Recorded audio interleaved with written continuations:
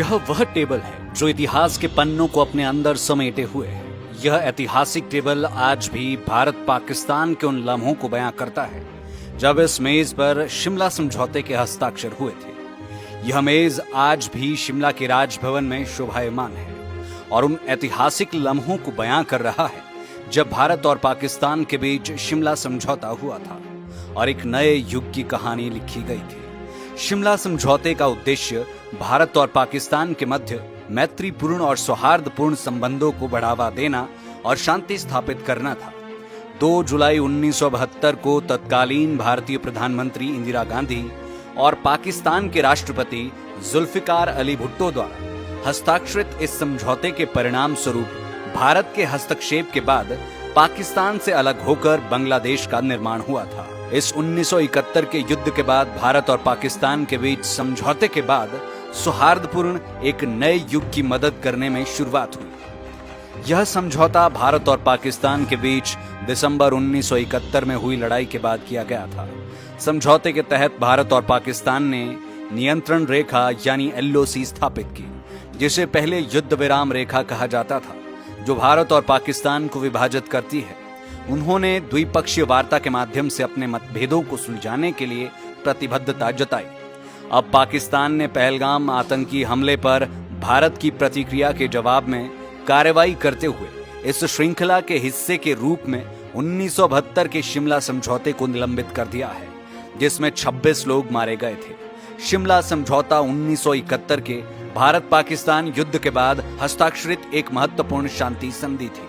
पहलगाम में 22 अप्रैल को हुए आतंकी हमले ने जहां पूरे देश को हिलाकर रख दिया है, वहीं पूरे देश में इस घटना को लेकर काफी रोष है। इस कायराना हरकत के जवाब में भारत सरकार ने बुधवार को कई कड़े फैसले लिए हैं, जिसमें पाकिस्तान के साथ सिंधु जल संधि रोकने, अटारी सीमा चौकी को बंद करने और पाकिस्तानी सैन्य सलाहकारों को भारत छोड़ने के निर्देश दिए गए हैं।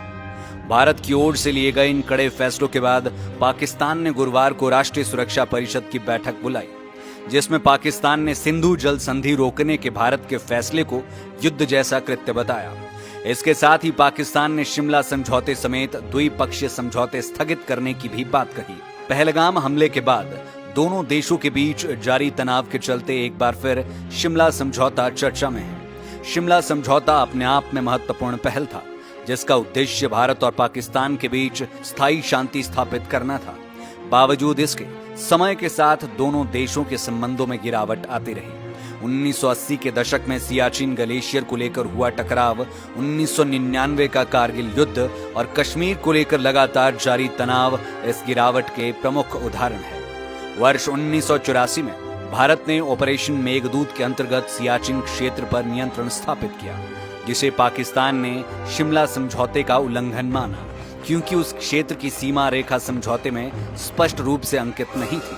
अब 1972 के शिमला समझौते को निलंबित कर दिया गया है और राजभवन में रखा यह टेबल आज भी उन इतिहास के पन्नों में कैद है, उन लम्हों को बयां करता है जब एक ऐतिहासिक समझौता भारत और पाकिस्तान के बीच हुआ था।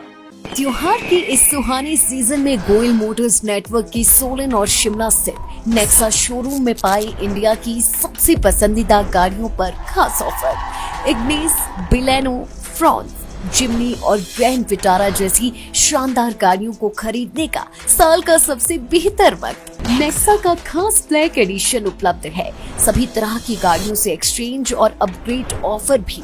तो देर किस बात की, आज ही सोलन या शिमला में गोयल मोटर्स के नेक्सा शोरूम में पधारे और पाए कार खरीदारी का एक कभी ना भूलने वाला सुखद अनुभव।